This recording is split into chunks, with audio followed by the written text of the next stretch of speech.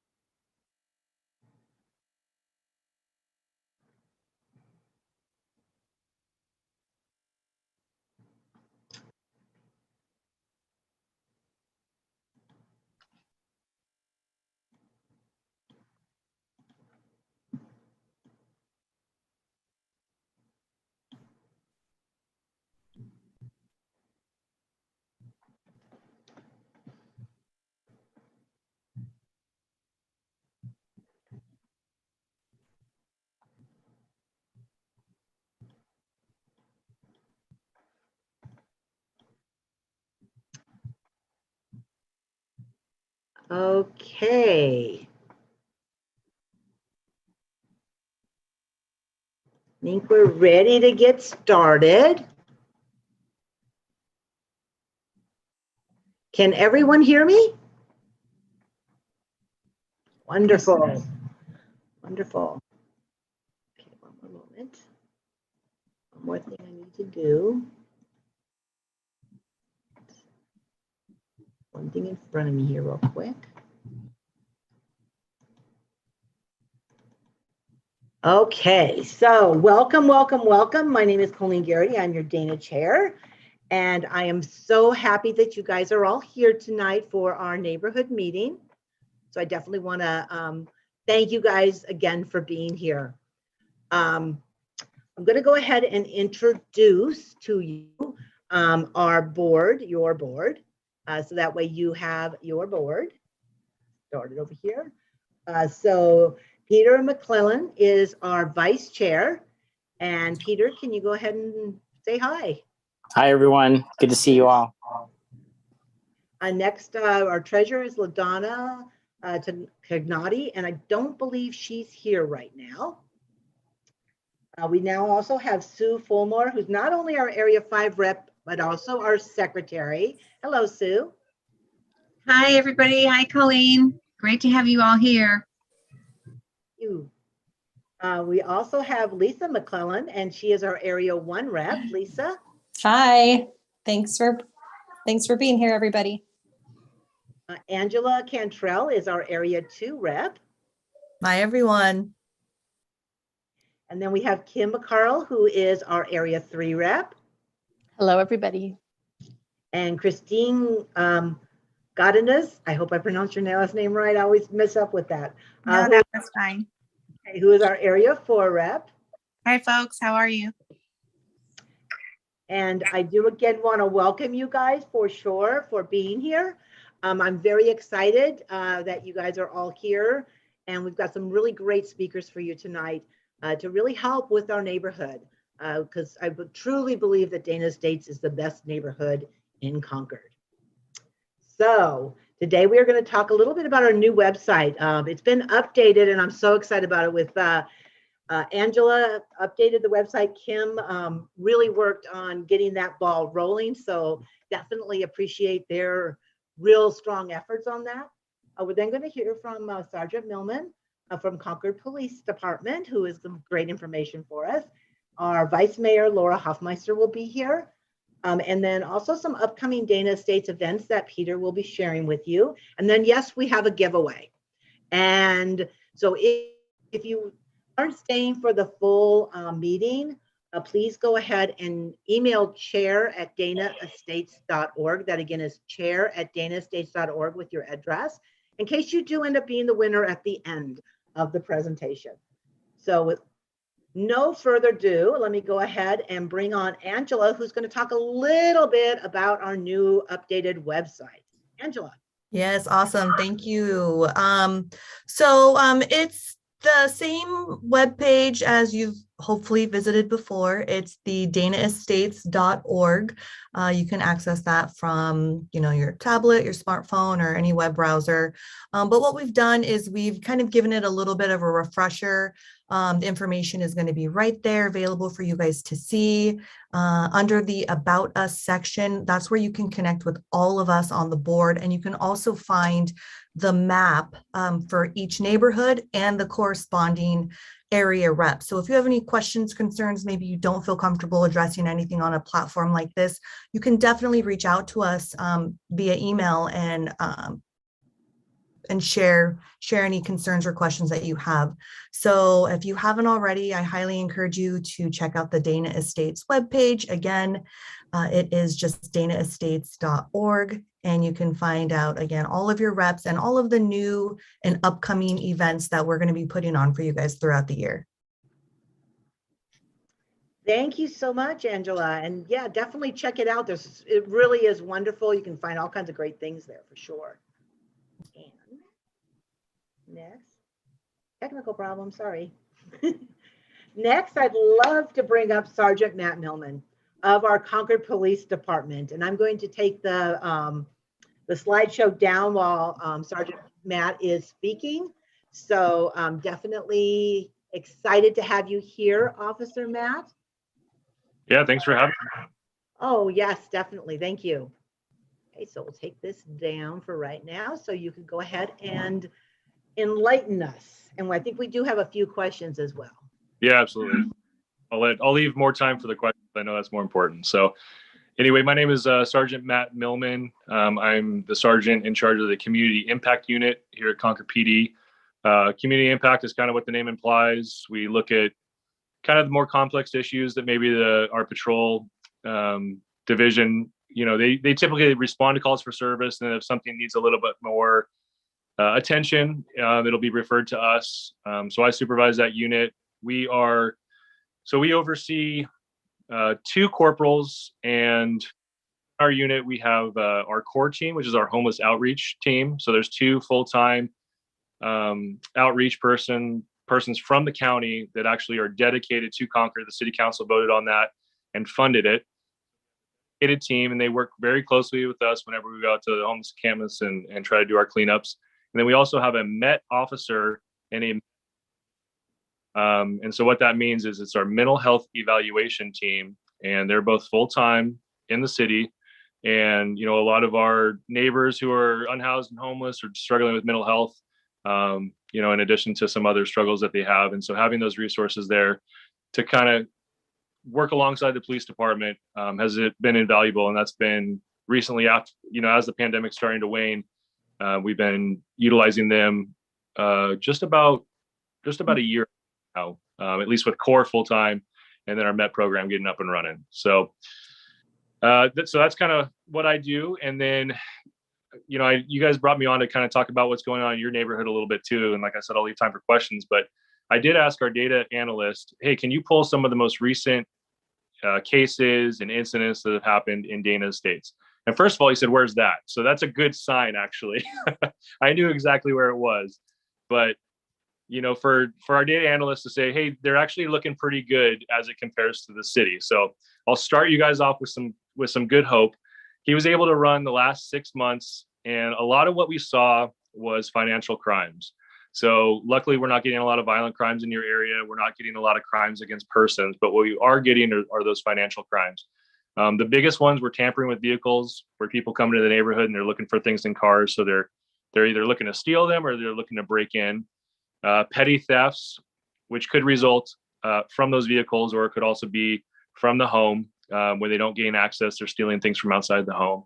Vehicle burglaries were probably number 3 on the list of things that we had there. And I can download all this stuff for you guys later or kind of explain it more. There were 2 stolen vehicles in the last 6 months in your greater area. So not just Dana Estates, but kind of that area around Starbucks up to Willow Pass Road. And then, of course, identity theft. We are getting a lot of those. Usually it happens from your elderly neighbors who are just a little bit too trusting.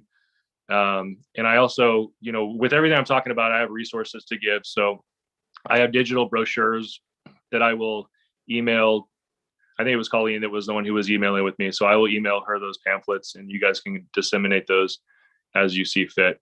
But what we're really seeing is with the thefts, it's when the garage doors are left open, it's when vehicles are unlocked. And because you guys do live in a safe area, I think a lot of times we don't double check those things. And so it's just a reminder that those things are happening in your neighborhood, and they're usually a result, they're crimes of opportunity. So, I'll leave it at that. That's kind of a lot of information that kind of just got thrown at you. But if you guys have any questions, I'd be more than happy to answer them. If we don't have time here, I'm always available by phone and email, and you guys are free to share that email. Thank you very much, for sure. So I love all the stuff you gave, and I love the fact that I know we don't have violent crime here. Got to keep those car door locks. So anybody that would like to speak or ask a question, please go ahead and open your mics. We're definitely open for any questions. And I know that we did have a few questions that were emailed to us earlier. So Christine, if you want to start with one of those. Sure, I'll start with the first one. So it's a little bit long, but I'll go ahead. It says 1832 Elkwood Drive has been abandoned for 3 years at least. The roof collapsed years ago, being replaced with tarps that rot and blow off. I've contacted code enforcement many times. Squatters and flies are becoming a concern behind our homes on Elkwood Drive.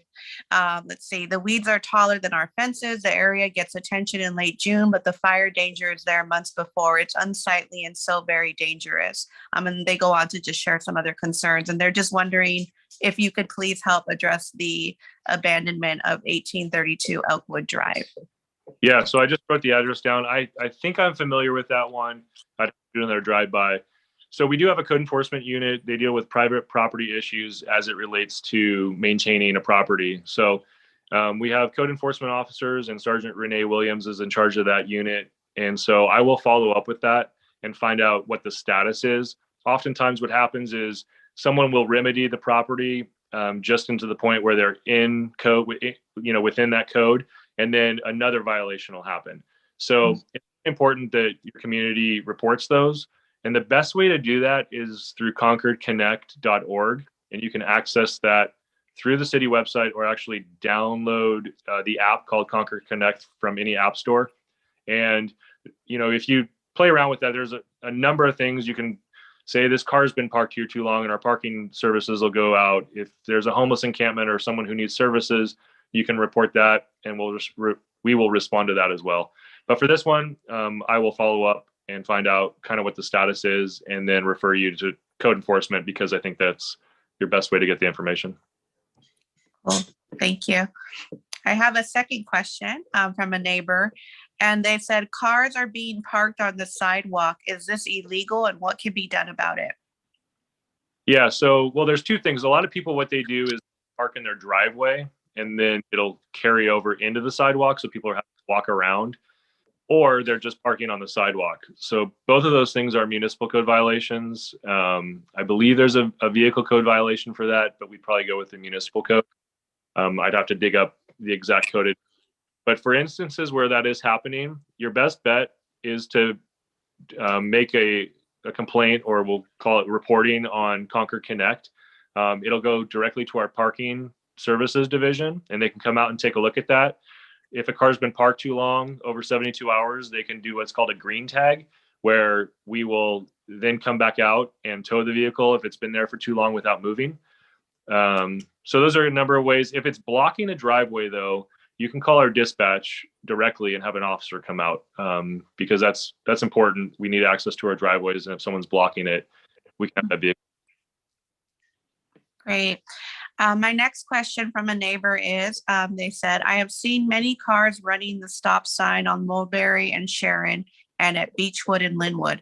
I was walking and had to pull my dog back when crossing the street at Sharon. Can someone please monitor the road? Yeah, absolutely. I'm not going to make any excuses for our department, but we are kind of running at lower officers than we have in years past, especially post-pandemic. So a lot of times what happens is we'll find out about a hot spot, and we'll deploy our motor unit or our traffic division to that location.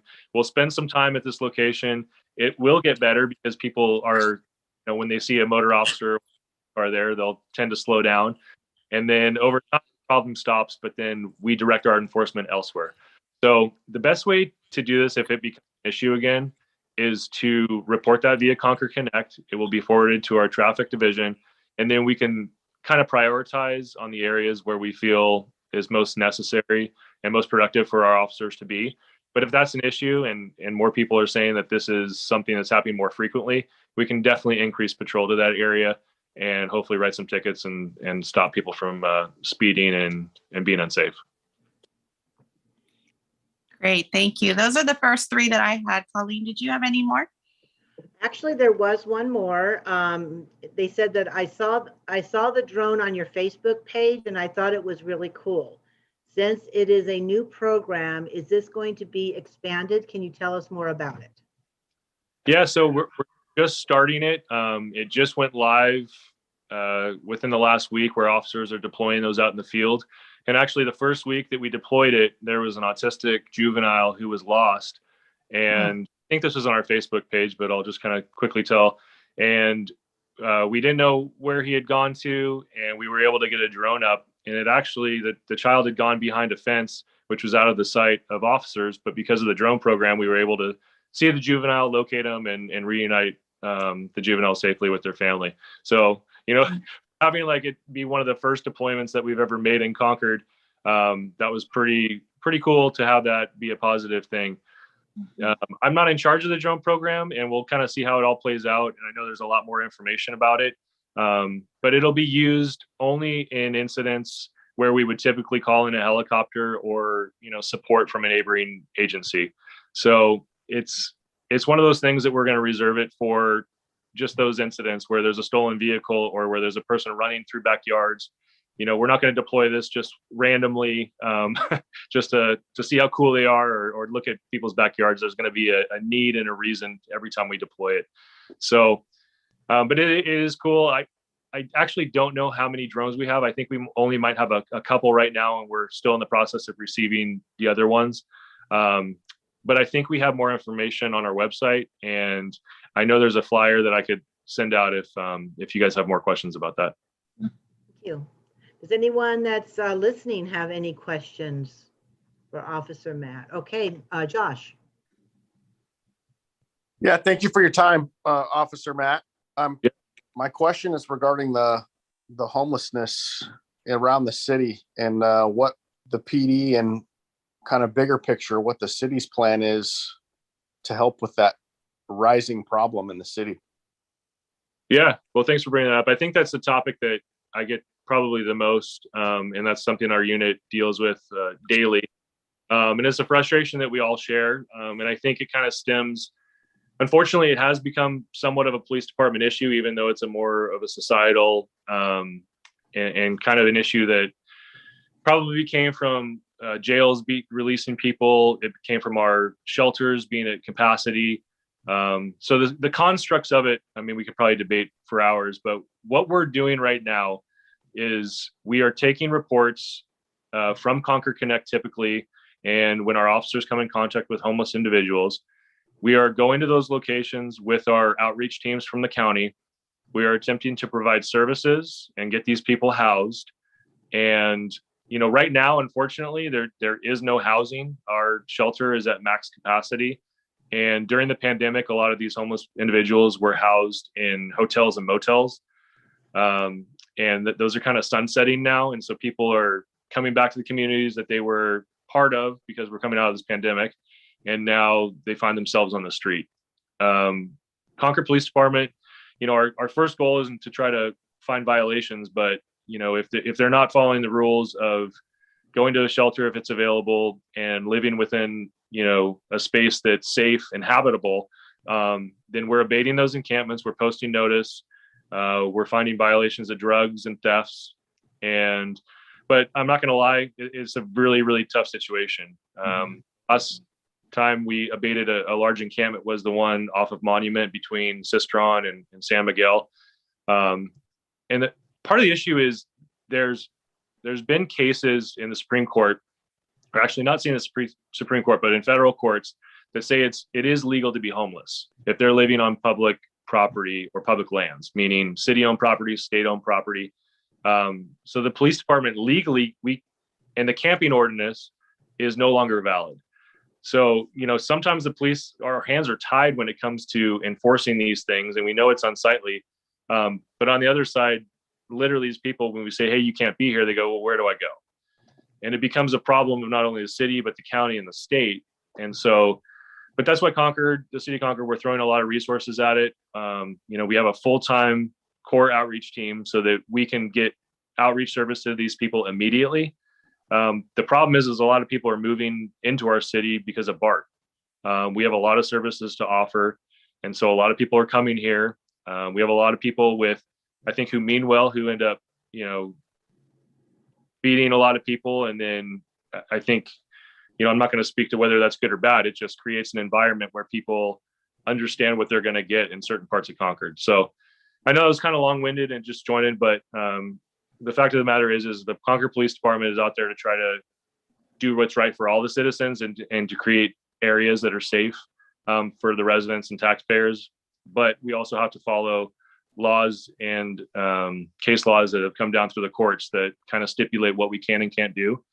But we look for opportunities to remove encampments, not let them grow. We're constantly out there checking on them, making sure that they're not growing and that they are maintaining like a safe environment. Because that was the problem down off the BART tracks, underneath the BART tracks on Monument, was it just no longer became safe. The soil was getting contaminated because of defecation and things like that and drug use. So, it is a tough problem. And the only thing I can say is if you see an incident or, a person who's homeless or an encampment growing, let us know about it and we'll go out and evaluate it and try to get the person or people services and enforce any violations that we see. Yeah, it seems like the encampment off of Monument moved up to Port Chicago and Willow Pass, right around that Safeway, on both sides of the Safeway off of Port Chicago, right along the BART rail. Yeah, that's a tough one. Part of that lot is owned by BART, and part of it's owned by the city, and then part of it's private property. So as we're dealing with different jurisdictions, we're dealing with different issues. And like I said before, if a person is keeping a tent just to live in, right, there's not a lot that the police department can do. The camping ordinance is no longer valid. So people have a right on public property to live. And it comes as quite a shock to people. But that's coming down from the Ninth Circuit Court. And as much as we'd like, and there are different ordinances, right? In our parks, you're not allowed to camp overnight. So we've been enforcing that to make sure that families can enjoy these parks. If you're playing on a field, you should be able to play on the field without a tent being there or a group of people who aren't enjoying the park in the same way you are.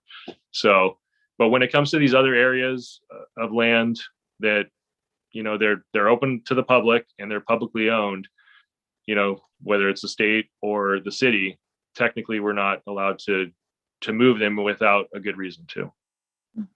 And that's where we try to get them the resources that they need. Wonderful. Anyone? One thing I did want to ask you, the park says it's closed at dusk. They still can be in the park even though it's closed? No, so no one's allowed to be in the park after dusk. That's a city ordinance that we have. There's a question in the chat about you had mentioned that the shelter facilities are full, and are there plans to build more or expand the facilities that already exist to help with this situation? Yeah, so the county's working on that, finding more available beds and shelters. But right now, the main one we use is up off of Arnold Industrial Way. And then there's a couple other locations in the county, but, just unfortunately, like I said, we can talk about why the situation is where it is, but most of the time, it's usually only 1 or 2 beds that come up a week. And then those people go there with the hope of long-term housing, but then they have to follow a certain set of rules that are at the shelter, which some people do and some people don't. You kind of have to want the help. And honestly, there's a lot of people who are homeless in Concord who don't want the help. I mean, we talk to them a lot, and a lot of these people are content with being homeless. And so the people that are able to take the help and want the help, we get them on a list. and that's where we use the two, dedicated core people. Their names are Gina and Teddy. We work every day with them. We're on the phone with them constantly, talking about people, seeing where they are on the list, and trying to get them, moved up or get them the resources that they need. So, but as far as right now, most of the time the shelter runs at full capacity, but it is a week to week thing because I don't know tomorrow going in, did someone move out and there's a bed available? So that's why we look for those opportunities every day.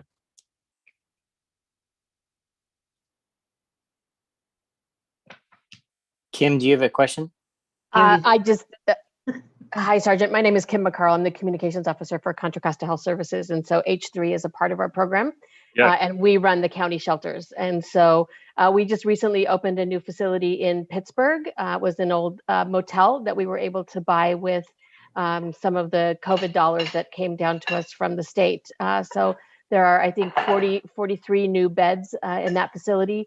We're also in the process of opening another one in Richmond, which is a little further away, obviously not quite as useful to Concord PD as others, but it is definitely a need. The other thing I would just say is that I think there is a segment of the population that doesn't want to be housed. They're fine being on the streets, but there is also a segment of the population who, for mental health reasons, are not able to abide by the rules that we have to have in place in our shelters.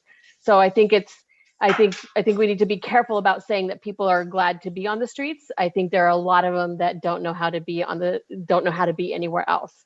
So we do what we can, and it's a a never-ending problem. I'll also just share quickly that we are also revamping the way we manage crisis mental health calls, behavioral health calls, to help take that burden off police and put it on the clinical side. So people will call into a number that is a centralized hub, and then we will dispatch levels in three different levels of response. So the first one being a peer counselor and a clinician, the second one being a peer counselor and a clinician and an EMT, I think, and then the third one having a police officer involved. The whole point being that police are really not the best equipped to handle these mental health crises. Trained clinicians are. So we have more of that coming online within the next probably 2 or 3 months. The other thing is that there's a campus that we own over off of Oak Grove Road, kind of behind where like Sam's Club is down the road behind Big Lots. And we're actually looking at revamping that into kind of what we're calling a behavioral health campus, where it could include things like some respite centers and perhaps a sobering center. We're still doing that work to figure out exactly what would be there. The whole point being to get people off the street and get them out of crisis and get them to a place where they really can be successfully sheltered, because ultimately, I think that's what we want. Now, there are never enough resources in any part of this program to go around. So you're absolutely right. But I just wanted to throw in that work is all happening right now. Wonderful. Thank you for sharing that, Kim. Did have a question as well. That's really, really good. Officer or Sergeant, sorry. How's Bono doing? Did we love our canine police officers. Is Bono doing okay? I saw that he was not doing so well on Facebook. Yeah, I haven't gotten an update on that, but I will when I find out. Yeah, they're just like another officer to us too. So, we work really closely with them. We're more excited to see the dogs usually than the officers. So I get real excited when I pass a police car that happens to be a canine car. I'm like, oh, yay, one of our canines. We are an animal-friendly neighborhood, I'll tell you that. Mm-hmm. Also, now that the pandemic is over, are we able to drop the medications back again, go into the police station to get the medication? Yeah, so our lobby is open Tuesdays, and then twice a year we also have we'll just call it a drug drive. That's actually from does that. So keep an eye out for that, and we'll post that on our Facebook page. Great, thank you. Does anyone else have any questions for Sergeant Millman? We've got him here, so ask your questions. Can he win a prize? Can I put his name in the bag to win a prize? Yes, you can. Excellent. He is a prize for being here, I'm telling you. Well, I thank you very much. Does not look like there's any further questions. So I have thank one. you very, Colleen, very can you- much.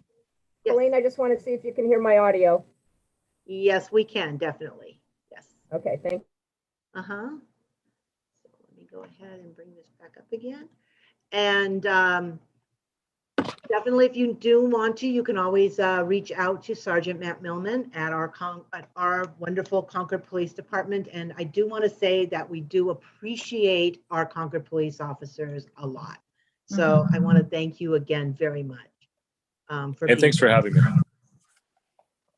And you can definitely stay on because next we do have our Vice Mayor Laura Hoffmeister here, who, by the way, congratulations on being our Vice Mayor again.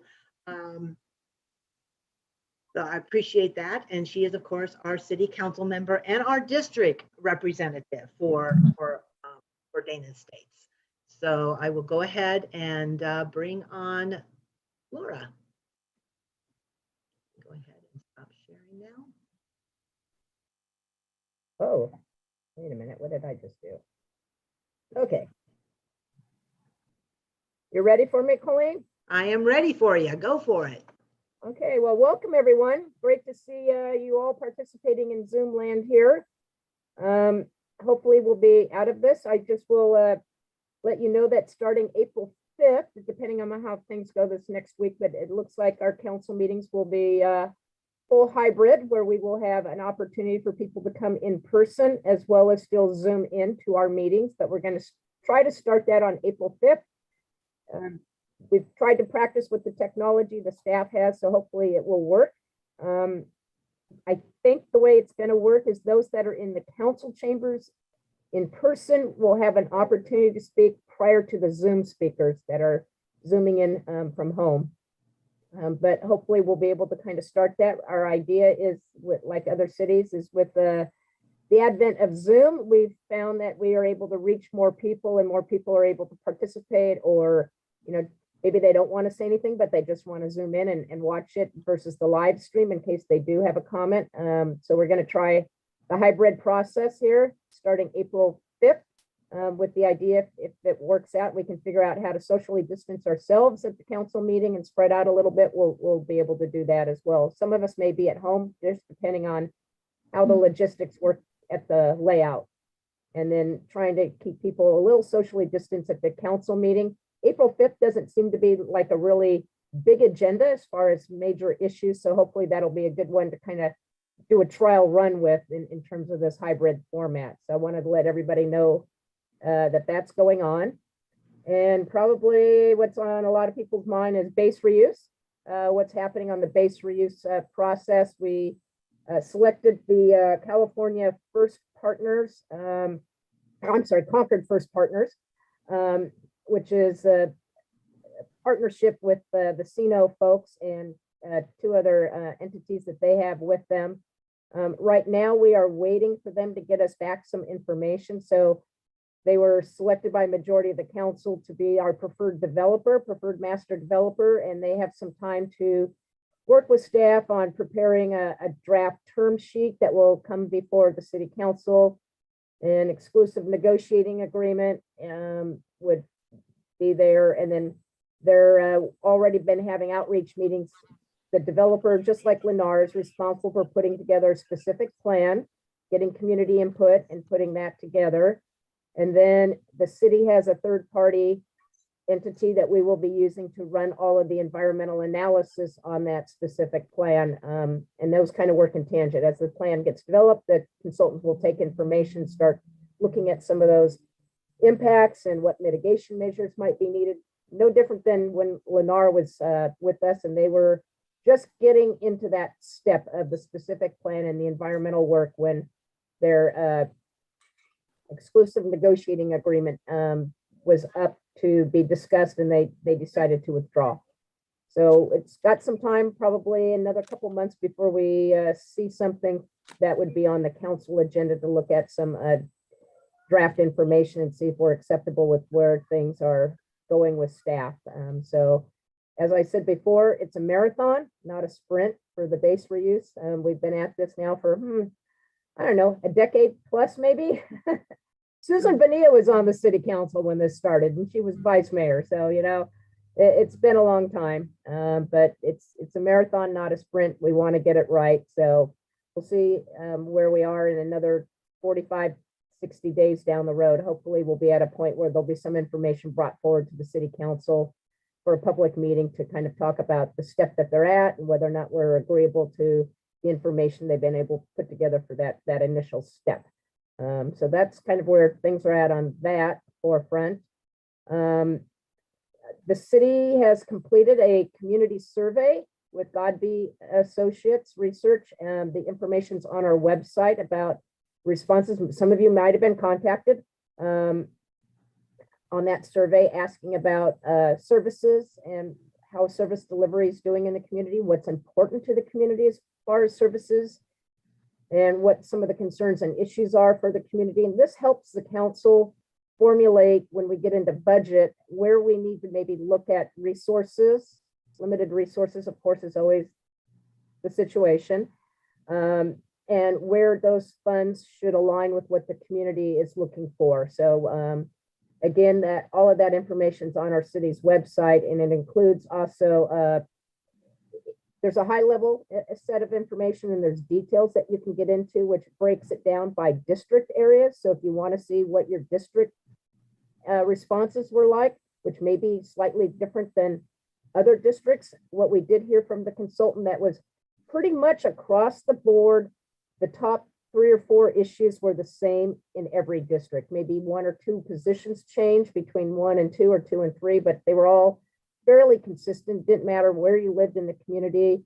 Our community members were sharing the same issues as far as what they felt that we should take a look at, or what were their concerns and priorities as we go looking forward. And I can tell you, homelessness and street infrastructure and traffic to some extent were kind of the top 3, and then continuing to maintain public safety and enhance public safety was probably 4th. A couple of the districts might have switched positions on some of those, but those are probably the top 4. Homeless issues, unsheltered issues in the past had been like down at number 10 or 15. We haven't done the survey for a few years because of the pandemic. But obviously, as we've all seen, the housing crisis and the homeless, oh, I like Kim's drink. I hope it's a good year.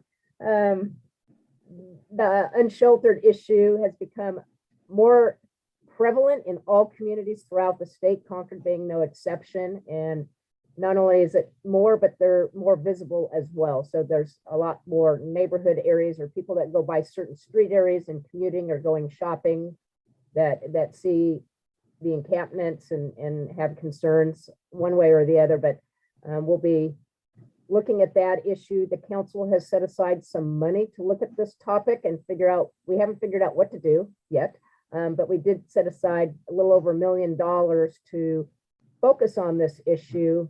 And we've already authorized, and the city's in the process of hiring a coordinator to help us with that efforts. And so hopefully in the next couple of months or month, we'll have a coordinator on board. We'll be able to look at the funds that we've set aside, and as the council probably either as part of that budget process or separate from it in the next couple of months, we'll be talking about, okay, what are some of the options we have to address that issue? What are some things, lessons learned from other communities, other things that communities have done? Have they been successful? Have they not been successful?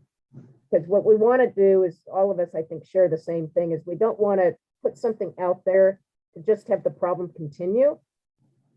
Because you may help a group of people and then they're backfilled by a new group of people. How can you create something that is successful in a long-term strategy? And I think part of it is also looking to see what the governor's coming up with some funds that he's identified in the May budget or the soon to be released May budget. But he's already put out there about trying to deal with some issues that we all know, and I think you know as residents in our community as well. It's not just the lack of funds for housing.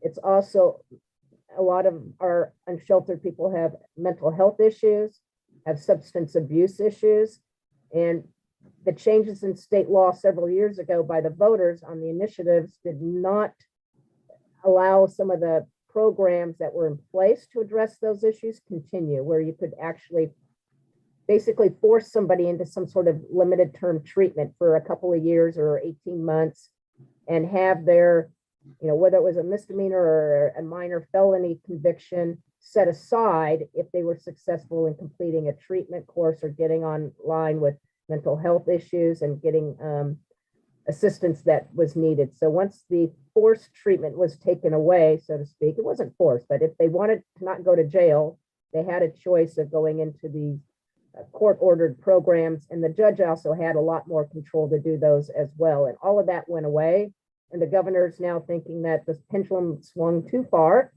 and there needs to be something put out there that can provide that, some sort of a tool in that nature again. And we think that that would also help in getting more information from the governor's office in the state will help us formulate how we could best utilize our funds. If the county needs money for substance and mental health services, that we could help with some of that, as well as some housing options. It needs to be a combination of things. Not all unsheltered people are substance abusers or have mental health conditions, but a large percentage unfortunately do. And so we, you know, just giving them a house to, or a housing to continue with their issues that are preventing them from getting and moving forward isn't a solution. So we're going to look at what we can see can be arranged. And so that's going to be a topic of conversation probably within the next 60 days of the council. So that's one on the radar screen. Our police department, it will be hosting, well, they'll be having a community, or they've held a couple of community workshops as it relates to their, what's now a new state law about military equipment that we quote own. And military equipment is a very broad category that the state has. It can include things, I don't hold me to this, but things like tasers, things that you wouldn't think of that are military surplus equipment. It doesn't mean military surplus equipment. It means basically something other than some standard firearm that you have, a sidearm. So we have to come up with a list of what all those are and how we utilize them, what the replacement life is on them, and that has to be shared with the council, and we have to accept the report at a public meeting. And part of that process is to hold some community outreach meetings to share with the community what those items are, the list of how the police department utilizes them, and gather public feedback. And then he'll be presenting that to the city council coming up probably within the next month or 45 days for us to take a look at on that forefront. And that would include to some extent even, you know, the drones we have some batons, we have tasers, we have tear gas. I mean, all of those things kind of fall into those categories that we have to publicly identify what their use is, and also how much we have of it, what we have, and when we got them, and when their replacement time frame would generally come up. So that's happening as well. And then along those same lines, probably in the next month or two, the police department will launch the public site where it talks about our drone usage. We did approve the police department to have their own drones, a few of their own drones. We've been borrowing from the sheriff's department and Walnut Creek, and sometimes I think Antioch or Pittsburgh, to assist the police department on certain things. A lot of it has been, we just did it the other day. We had a lost child that had some autism issues and couldn't locate on a visual sweep of the streets. So they launched the drone and was able to locate the child safely and reunite him with the family. So that type of thing, accident reconstruction, where you can do some nice aerial and video of the accident scene, is one thing that we can use the drones for, as well as hostage issues. Or we had one in a store, oh, I can't remember one of the Asian food stores there on Diamond Boulevard, where a guy went in there and was trying to do something, and we weren't quite sure if he was armed or unarmed, and the police didn't want to over escalate the situation. Employees safely got people away from the person, but they were able to send the drone in, assess whether he had handguns or other issues with him, and was also able to make contact with him because the drone allows for communication, two-way communication. And they were able to safely apprehend the individual and get him into the court system. And apparently he had some, probably more than likely, it's speculated he also has some mental health issues as well. So that was one that was a success, where we didn't have to put our law enforcement people in danger. And they were able to properly assess what kind of armament or handguns or weapons the individual had, and be able to do that safely and be able to determine how best to have the person, and he did surrender, which was great. So those are some things that the drone is used for. And that's, part of the drone policy that the council approved. And then part of that is that the police department on a monthly basis will report its usage, how it was used, why it was used, and that will be available to the public. The software on that package is probably about another 30 days or so out. And we just started the drone use literally last week on our own. In the past, we were using other law enforcement agencies' drones. So that's kind of another thing that's coming up. And then the other one that we've asked for public input on is the American Rescue Planning Act funds, ARPA funds. The city of Concord has about 17 million available that's not already been identified by the council to be spent. And so we're asking for the public to give us feedback on how do they think these funds should be utilized. And there's kind of like the laundry list is open. We'll figure out if your issue or your idea does not fit within the criteria, but the federal government had some strings attached in terms of how you could use the money when it was first announced, and the rules came out. They've since modified them and provided much more flexibility to local communities or all those who receive the ARPA funds, which is very nice to not have the little defined areas where you can only use it for this or only use it for that. It's now a little broader. So we think that will be very helpful, and that could be used anything from housing assistance to non-payable back, but like grants to businesses or nonprofits. So there's going to have a conversation upcoming with the council based upon those survey results and determining how we would like to spend some of that money. We spent some already to pay for some street infrastructure work to help jumpstart some street work that we have in our communities. And I can't tell you exactly which neighborhoods or what areas, but we wanted to get some of that going that was more shovel ready, some stuff that we could get going a little bit faster by having some funds put forward to help supplement that area. So that's kind of a high level of some of the things we've been working on. I'm pleased that we've been able, even during this last year of the pandemic or endemic, whatever we are calling it now, have some new businesses open up in Concord. There's a new Greek restaurant that's at Veranda Shopping Center. There's going to be a new, oh gosh, I forgot the name of it, but an espresso drive-through that's out of, I think, Portland, Oregon or Washington State, that's going to open up at Bailey Road and Clayton Road, along with the daycare there. So it's kind of like where Strictly to Go Pizza is. It's very popular. There's one out in Brentwood, and they have a long, long line. And so what the Planning Commission did when they reviewed the application was they asked for a double drive-through line to try to minimize any impacts back onto Clayton Road, so that there would be enough queuing inside and off of the main street. That might work after their first opening, but I think like with any of these, when you have a Starbucks or a Pete's drive-through open up, everybody wants to go there as soon as it's open. So we'll see how that moves forward. They're pretty much getting their construction plans finalized with the city, and they should be groundbreaking, we think, as soon as the rainy season's over and they have their contractors lined up. And then you probably, if any of you have gone downtown, you've seen that there's construction going on.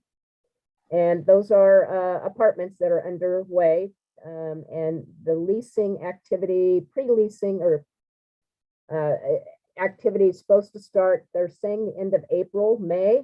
They think they'll have some units available. I think that's optimistic. It may be more like July, but we'll see how fast they finish up some of that work. So we've got some multifamily occurring. We have some additional multifamily on Galindo Street that will probably start work in the next year. They've just secured some funding for lower income and senior low income. So they've been working their way through the state process to get funding. So we've got a few more projects that'll be underway. Probably as we hit summer, fall of this coming year, that they're simultaneously working on getting their plans approved by the building department while securing their funding from the state to be able to get those projects going as well. That's pretty much it in a encapsulated 10-minute, 15-minute section. Well, thank you, Laura. I know we have questions, and Sure. Kristen, are you on to be able to ask the questions from the? Sure will, absolutely. Hi. So I'll go ahead and start. We have 4 questions. My first question is, how long before they start building on the naval weapons station behind Dana Estates? Good question. We don't know. Right now, it's probably a few years off, even for them to complete. Maybe 2 years is optimistic to complete their specific plan. They have other things they have to do with the city council before they get to us getting to approving a specific plan in the environmental review document and the disposition development agreement. That's probably 18 months to 2 years away.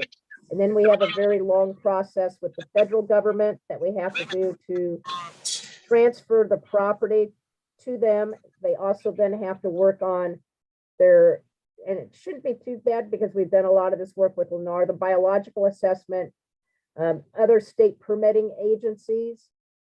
They will be, first thing that will be done is demolition of some of the areas out there. And like with anything, just with Lennar, the infrastructure that's needed to support development, the main lines that run into that they will install to feed the base, sewer and water utilities. They have to put in a new PG&E substation by Highway 4 and Willow Pass Road, run power infrastructure into that area. So the area that would be basically first up to develop is going to be the area closer to Willow Pass Road. And whether they go, if you're going out Willow Pass Road to Highway 4, whether they go to the right, which is more residential in lower density, or they go to the left, which is more higher density office, or a combination of that, is yet to be seen in the phasing plan. And a lot of that will probably be driven by where things are in the marketplace. If there's a huge demand for office space, flex space, R&D space, they will probably prepare that and the higher density housing, and then move to the other side. And so, Dana Estates is a little further in. So the next 2 or 3 years, nothing's happening. It's going to take them probably 2 or 3 years after the next 2 years to probably get all their infrastructure demolished and new infrastructure stubbed out.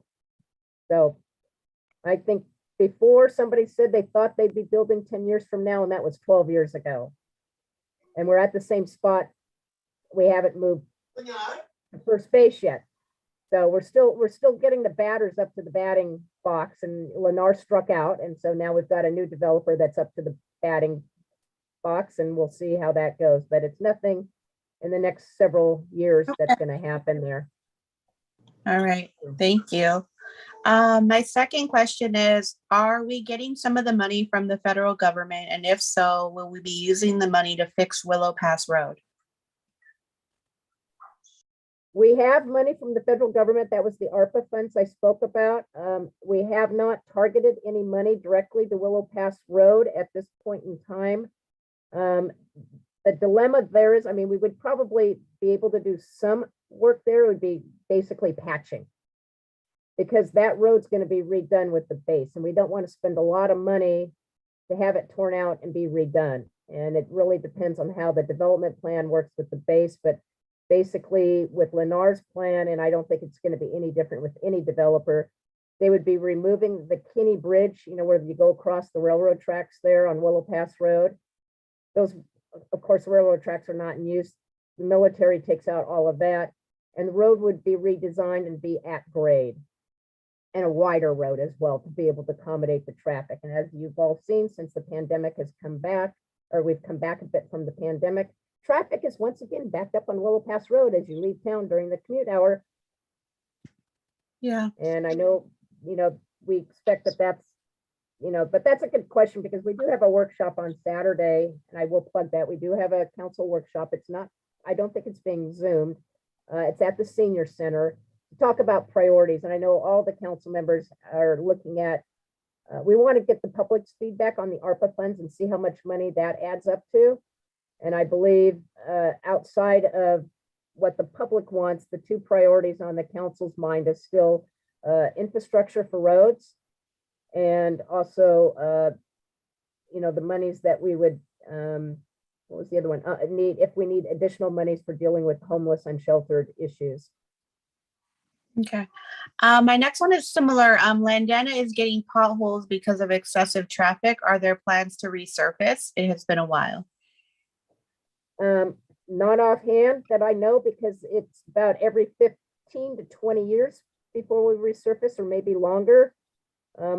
There may be some areas if it requires pothole, kind of more minor patching. But I know we did an overlay / slurry seal on that, I think within the last 5 years, maybe. So it'd be about another 10 or 15 years on the regular schedule. But if there are particular potholes, and now that it's rained again today, I'm sure there's maybe some more that have developed, definitely get those to the city so we can put it on the list. And a lot of times what we do is batch a bunch of pothole work all together in a geographic area, and we can go out there and be more efficient with addressing those areas. Okay. Let me grab my last question from my chat box. That question is, the aging population, are we going to do anything to assist, maybe programs for those with dementia and mobile problems? Mobile meaning mobility, I assume, correct? Yeah. Okay. It hasn't really come up because we don't have any social or healthcare programs. The county is the one that receives monies both from the federal government and the state government, and that's why you have a county health hospitals. And they have services. I'm not familiar with what they have. I know what they have in alcohol and mental health. I don't know under mental health if that includes the dementia, Alzheimer's group. I know there are some programs there. I'm not sure how robust they are, but that's something that, like I said, under the ARPA funds, if the county's in need for things, those are things that we could, certainly propose. Again, those are kind of one-time monies, but if there's stuff that they need to help jumpstart something, that's a hard issue because Colleen and I both know that one very well. We both have family members with dementia. It's not curable. So it's just a matter of how can you manage their symptoms as to where they are, and how can you help them have a comfortable life and a life that has, some meaning and quality to it. And like I said, it hasn't come up as a top topic, but when we have our session on talking about the ARPA funds, that would be a spot. And if you can also email the staff and just say, hey, I'd like the city council to consider use of ARPA funds for senior services such as Alzheimer, dementia, mobility. If it means more like transportation related, vehicle transportation, how do they get to medical appointments? There are some things we've been doing at County Connection, and I serve as the City of Concord's council member representative on that board. And we have, and again, we started it just before the pandemic hit, and it was going good. And then the pandemic hit and things got all kind of messed up. But we have a program, instead of waiting for what used to be the Link Bus or the County Connection bus service for the seniors to get to appointments, which we found takes a long time if you get on, because you have to pick everybody up and then you have to drop them off at all their appointments, and then you have to come back and try to make sure that they're not late from their appointment. And when you get into a doctor's office that you sometimes run late. We've been working on more of a personal shuttle service through the Contra Costa the aging program over in Pleasant Hill. And that's actually been successful. And I actually pulled up behind one of the cars that was dropping off somebody at BART. Was a senior that wanted to go visit her relative that was in another jurisdiction that was going to meet her at BART. And she got pretty much door-to-door service and really felt that the service was done well and we could do it more cost effectively as well. So what we're looking at is we've kind of just reactivated that program and we're looking to see how we can expand it as we go forward, because it was a pilot program and we had it running for about 6 months before the pandemic hit. And then it kind of stopped when everybody shut down.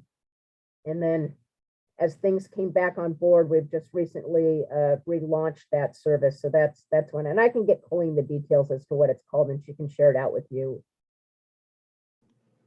Thank you. Okay, so does anyone else that's here have any questions? We got the ones from the emails, but any other questions anyone would like to ask while we have Laura here?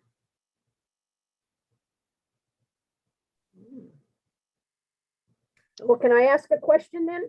Yes, please. So we met before, it was probably almost a year ago, Colleen, maybe 8 months Yep. ago. Yep. So tell me, in your area, what are some of the, besides the traffic on Landana Drive and the condition of the pavement? And I don't know if it's Landana actually, and maybe you can clarify back with me if it's Landana or one of the side streets as far as pavement condition goes. What are some of the other issues that I should be concerned about or aware of that you have in your community? Well, I think that the fence on Elkwood is still an issue. They still haven't gotten their fence yet, which is between the apartment complex and them and Elkwood. Those few houses there, they're still working on that. So I know that's a big issue for sure. And I think that besides the crime, which Sergeant Millman really did a great job on explaining what was going on there. So appreciate that again. I don't know, does anyone know of any major issues that are facing our neighborhood that you'd like to ask? Yes. I mean, I think housing prices are going up pretty rapidly. I think that's not a problem that's endemic to Dana Estates, though they have been rapidly appreciating here, but just all over Contra Costa County, and it's a problem. Obviously, part of the solution is building more housing. So getting approval faster through cities and other municipalities is going to be key to that. So, kind of getting fast tracking those programs. I think that would be a key. Yeah, actually, very good point. Since we last met, I think everybody's housing prices have, if not doubled, they're at least gone up at least 25, 30, or 40% in terms of if you own your house. If you're not in an ownership position, then you're really hurting. Because yes, I mean, I just saw a house on Glacier Drive, 4 doors down from Clayton Road. It'd been rehabbed. $1.1 million. I could not believe it. No fooling. I went down there and drove it because I said, are you kidding me? And I know all the homes around it are rentals and they're not in best maintained shape. And I don't know. I don't know who thought that was worth 1.1 million, but it was on the market for 800,000, maybe 750, 800. And it went for 1.1 million. Good real estate agent.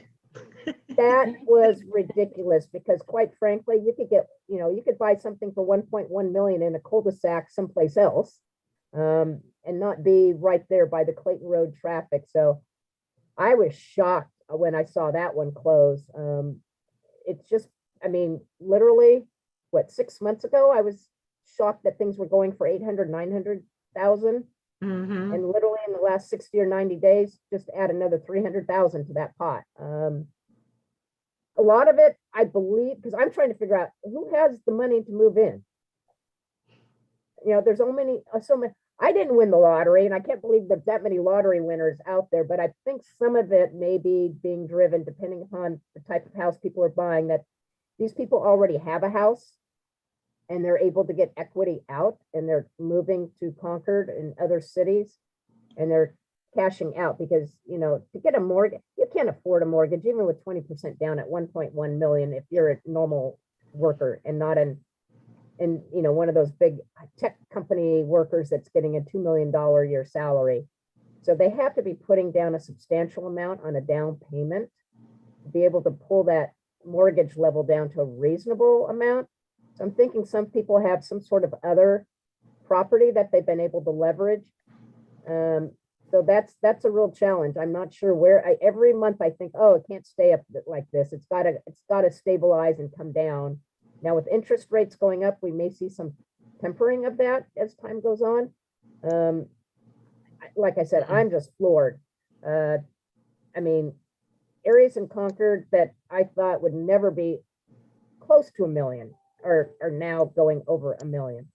And I wouldn't think they would be, yeah, maybe 1 million in, you know, 5-7 years down the road, but literally this fast. The other item you mentioned, Peter, was about permit streamlining and how to get more housing built faster. Challenge with Concord, of course, is the big vacant lots, big ones that you can do a lot of housing on. Those days are gone. We've got small infill projects where somebody's got maybe 5 acres or 2.5 acres in a neighborhood area, and it was an older home from maybe the 1940s or 50s on it. Family members have passed on and the kids are selling the property. We've had some of those. They've been challenging. You know, sometimes the developers coming in trying to do just a regular permitting process, and the neighbors are upset because it's 2-story and their house is 1-story, or the setback is a little closer than what they would like. And so it gets into a very protracted, long public hearing process because the community, everybody wants housing, but not near them. So when we have these infill opportunities, they are taking a lot longer to do. The ones downtown, we have like the Blockbuster property, that's everybody's, the old Blockbuster property. That's had approvals on it for 2 years plus an extension. We have a lot of projects approved in downtown, but the developers have chosen not to build because they can't get financing as they would like to get it. So either the cost is too high for their financing because they don't have enough collateral, or the interest rates are too high for what they want to do, or they feel that they can't get the rents that they would like to see. So they are holding off on breaking ground. And I'm shocked because, you know, I look at the rents and go, God, you're going to get, you know, $2,000-$3,000 to go. Oh, it doesn't make sense for us until we go to $5,000 a month. Because the cost of construction is that high. It's not the city's permitting. We got them through the process, and I think some of them within 90 days, straight through. And they've been sitting there, much to our council members' frustration, because we have, you know, hundreds of units approved and nobody building except for the ones that you see under construction downtown right now, and a couple of others that will be moving forward. Again, they were needing state funding to help fund the gap through the state infrastructure, the lower income funding pot that the state has money set aside for. And it's a competition process. So there's more requests for the state funds than there are monies available. And so that was one of the things that a lot of the nonprofit groups were asking the governor to do, was to fund more into that pot so that these projects can get built, rather than saying, gee, thanks, it's a nice project, but we don't have enough money to fund you, come back in a couple of years. So we're hopeful to see that will move forward. The city has a couple of vacant properties downtown that we have to go through a very prescriptive, you know, the white picket fence property. We have to go through a very prescriptive process on that and get it out to an RFP. The nonprofit community told us a little while back that they did not have capacity to undertake submitting a proposal because they're so booked on all these other projects that they're still waiting on funding on. And so we've been trying to figure out the right time on when to go out, because of the first requirement there is we have to let nonprofit development community have first option to see if they can put in a proposal on that property. If nobody submits, then we can go to the open market. But we've been working and in communication with them to try to figure out what's the best timing to be successful in that arena and given the pandemic, they said no, and then the state funding gap with the pandemic still lingering, and they said no, not yet. They're interested, but we want to see that the right time is there to make that happen. Hopefully that answered your question. So Yeah, I Laura, just know that there was some. I thought the picket fence had been tentatively approved with Avalon, or there was a deal with them at one point, but then the labor union stepped up and it kind of got squashed, at that Yes. point. Yeah, on a 3-2 vote, that got turned down to move them forward in the process. So they had spent some time, they had an exclusive negotiating agreement with the city.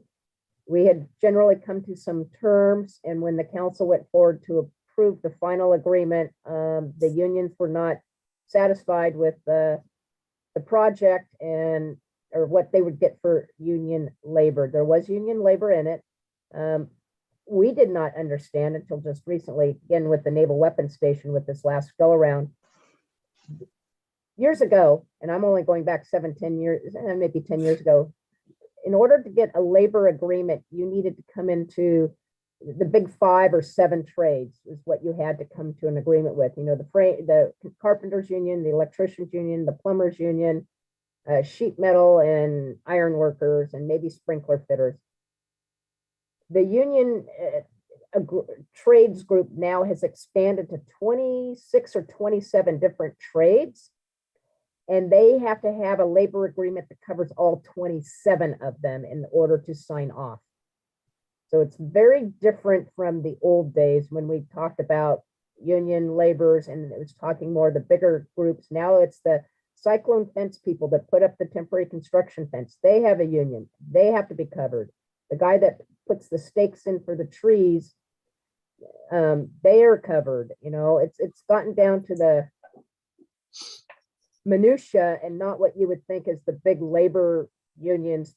That was no problem with Lennar, but they could not come to an agreement with the other 15 trades. And so the labor union said it's all or nothing, or else we're going to fight your project.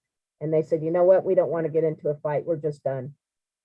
So both our proposals, our applicants, or all 3 that we had for the base this last time round, had agreed to a labor agreement for all 26 or 27 trades. So that issue was off the table, but that's still an issue with almost every project that goes on. That's what the union is looking for now is a very comprehensive labor agreement. And so we've been trying to alert people to know that when they say, oh yeah, you have to have a union labor agreement, it's not like it was several years back. It's many more trades, and they need to sit down with them and really understand what that is exactly meaning today. So I'd like to go back to sort of where the question was kind of how things were going in the neighborhood, and where we started this meeting was sort of in the world of code enforcement and how important that is to the neighborhood.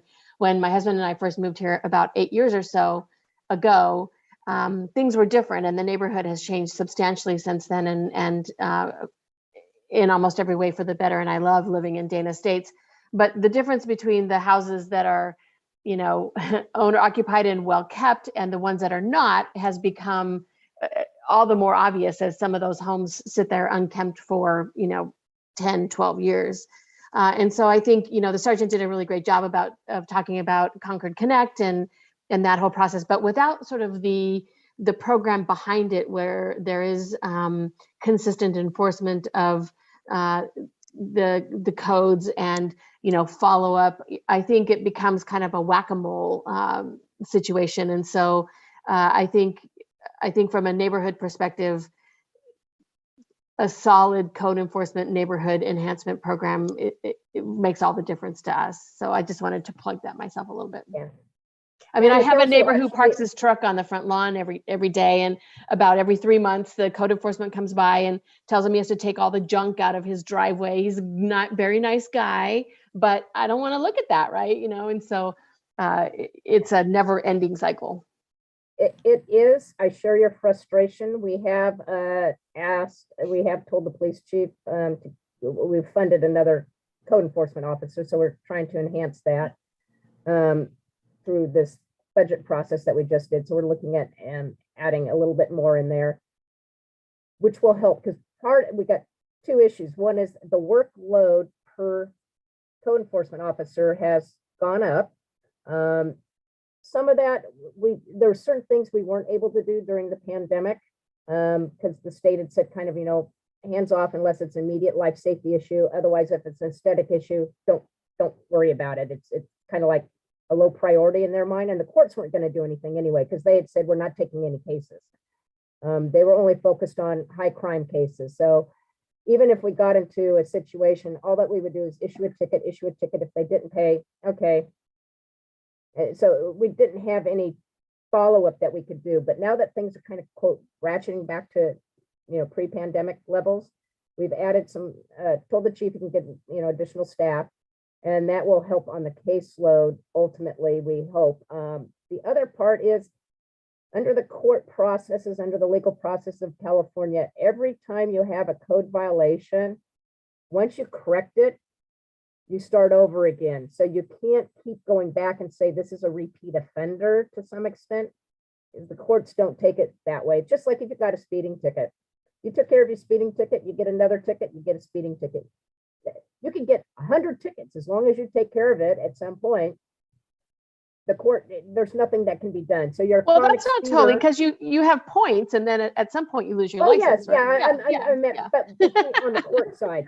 Yeah, I know. The police department can issue lots of citations, and the courts require us to give them a courtesy notice, basically first to give them an opportunity to correct the defect. Otherwise, if we issue a citation, the courts will not uphold it. It's tossed, and we have to start all over again.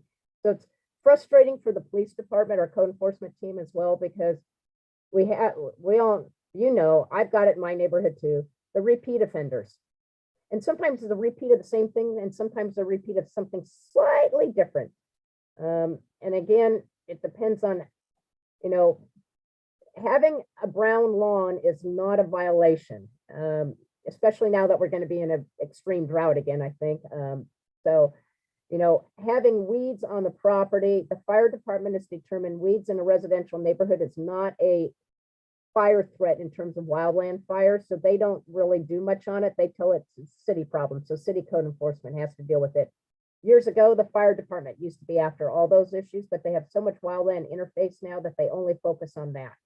They don't focus inside the built environment. If there's weeds on a property, they go, yeah, you know what?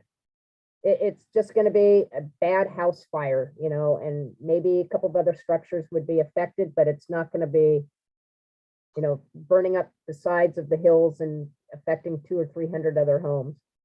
So they leave that to the cities. So it is frustrating because we get quite a few calls for service, and they do have to somewhat prioritize the health safety items ones as kind of the higher priority, as you probably heard, and then they go from there. But yes, it is a two-step process. They get a warning notice basically, or courtesy notice, and then that's followed up with another inspection, and then they'll get the notice. And in some cases, maybe not in this particular case, but I've tried to make sure that before you call it in, if you can find out and scout out to make sure that it's not a situation where the person's gone into the hospital. There's something that's changed that doesn't allow them to maintain their property, especially if it's something new that seems out of the ordinary. We have found that to be the case. We had a couple homes this last couple of years where people basically died of COVID. They went into the hospital and they died. And their property was left in limbo, going through the court process and trying to get who was going to be the rightful owner of the property to put it on the market or rent it. So that's been a challenge too. So hopefully I think we started the meeting with a situation with a collapsed roof in a home. So I think we're not talking about brown lawns and overgrown. I think we're talking about I'm just talking about if you see something, anything you can do to kind of network in the neighborhood and find out, does the house seem like nobody's been there for a while? Did the homeowner maybe have something happen, or they left out of state because they had to go tend to somebody? But if you think it's still occupied, that's a red flag right away to call. But anything you can do on the sidelines to say, hey, yeah, we know the house is still occupied and this is what's occurring. And one good thing is that our neighborhood is really good about helping other neighbors that might be having problems. Yeah, my next door neighbor's tree collapsed and it hit her. But she's okay, thank goodness. But we had people that came over to help break down that big branch or that big tree limb, whatever. But our neighbors have a habit of really pitching in if Oh, somebody's in trouble. And that's one thing I love. And I about really appreciate the Dean and neighborhood because I know that they do that. And getting back to Kim's comment about, you know, the roof collapse. A lot of times when we get into roofs or fire issues, as soon as the insurance company is involved and there's a claim, it takes a long time, especially during the pandemic, because insurance adjusters weren't out and that type of stuff. But it takes a long time for that to work its way through the process to whether or not they'll agree to pay on the claim or not. They have to determine whether it's negligent, structural issues, construction code issues. So it could be literally 6 months to a year sometimes before your insurance claim is actually resolved. And if it's a fire, it even is longer because you have to wait for the fire marshal's report to be done, the investigation from the fire department as to cause. And if there's no loss of life or severe injury, it can wait 6 months before they even start their investigation or, you know, are able to get to that item. They'll do the investigation, but to actually do the report and the write-up for the homeowner to take to their insurance company could be 6-7 months. That's true. Well, thank you, Laura. I appreciate it. If you know anybody that wants to be a firefighter, be a fire investigator, tell them to contact Consolidated Fire because they're looking for people. They've had some retirements, so the workload is high. What's and the age number of limit? people- I don't know offhand, but you can certainly check with them. So do you have to be in shape? Because, you know, I'm not really in shape. No, just I do know my, Inspectors, no, no, that's true. but they have to have special training, That's as you right. well know. That's true. Yeah, That's but true. those are some challenges, but thanks for the question, Kim. Appreciate it. And Laura, do we have our lineup for the farmers market for the Thursday night fun and music? I don't know if it's final, it's getting close to being final, and I will put in a plug. We will have the 4th of July parade this year in person, pending that there's no other changes. We're working to see, at this point, we kind of were not planning for the fireworks due to some logistical issues and the fact that we'll see, we're going to see, we'll know in the next week or two, but apparently because of supply chain issues, apparently the normal order that they put in for ordering the fireworks, they came back and said, oh, no, you needed to submit this a month and a half ago. Well, we didn't know we could do that a month and a half ago, but that's a challenge. So they're trying to work with the vendor to see if there's any other place to buy fireworks that could maybe meet the deadline to get here, but at least the parade will happen. Wonderful. So if there's no fireworks, are we going to be monitoring the neighborhoods more? Actually, without a centralized fireworks show, there are more police resources available for the neighborhoods.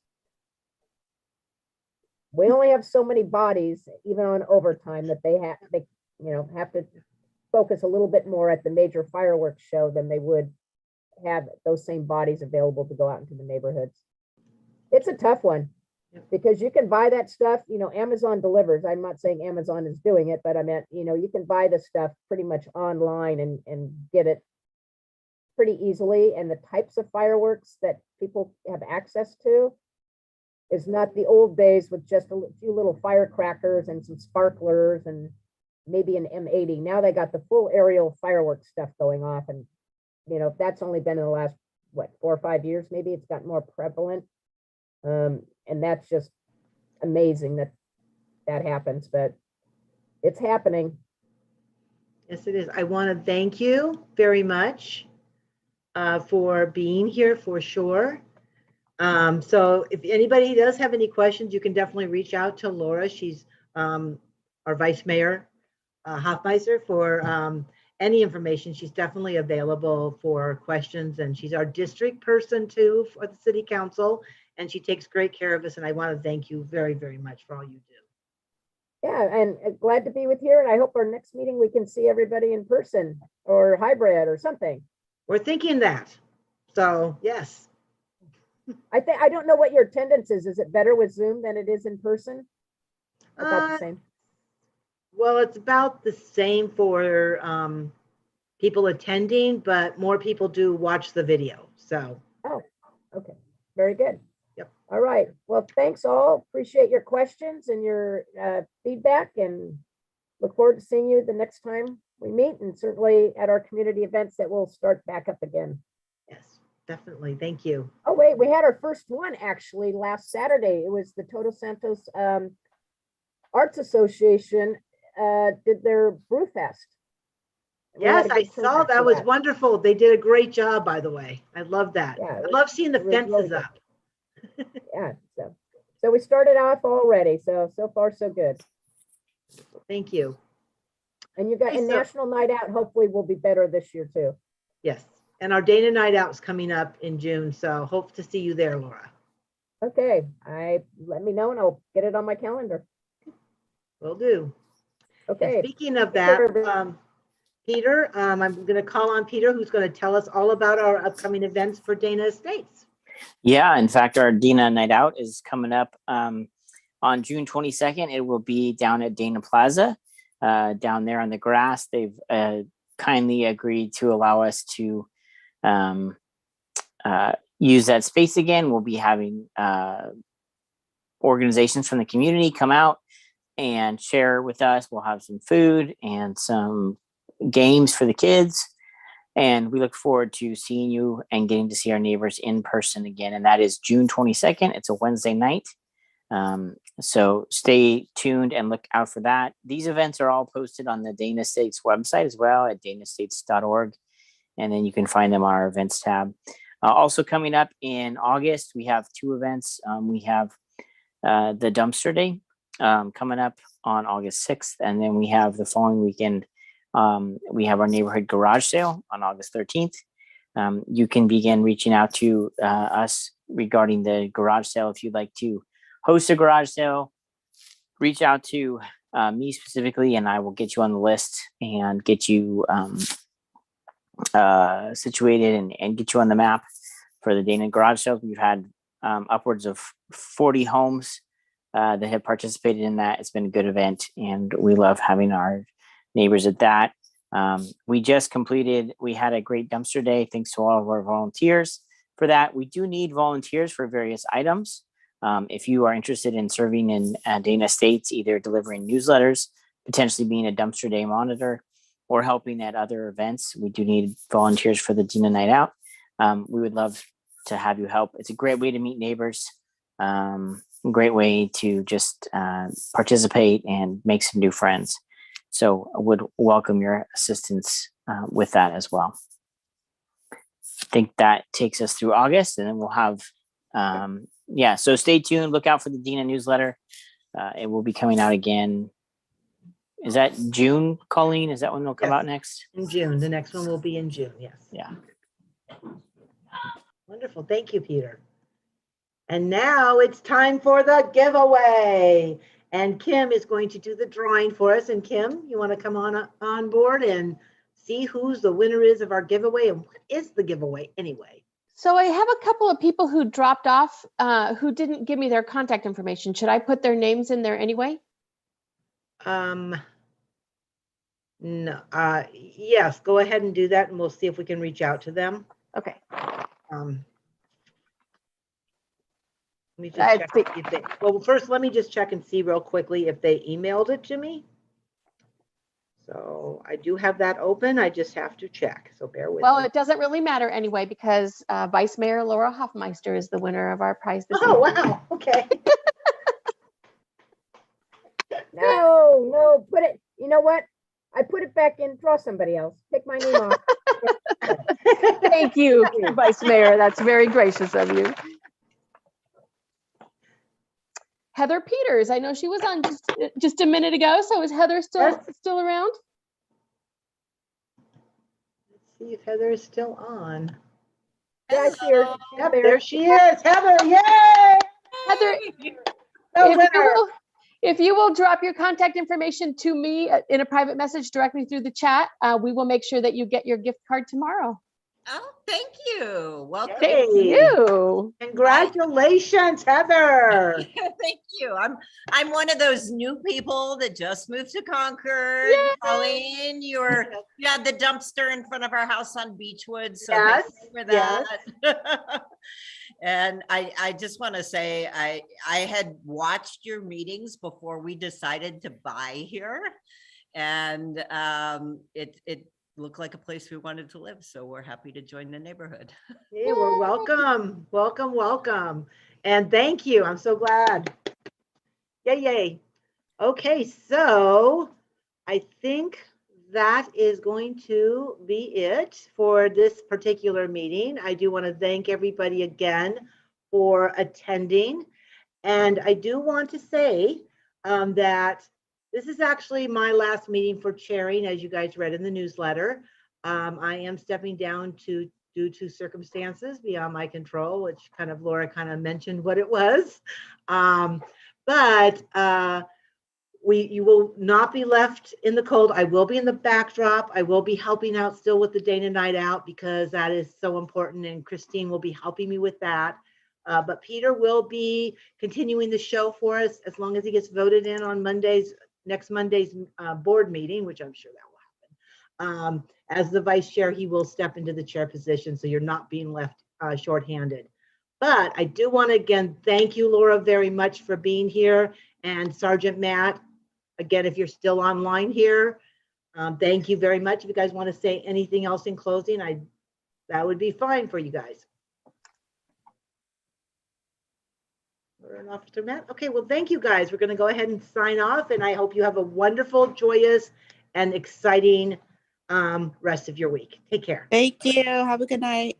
Thanks. Good night, everyone.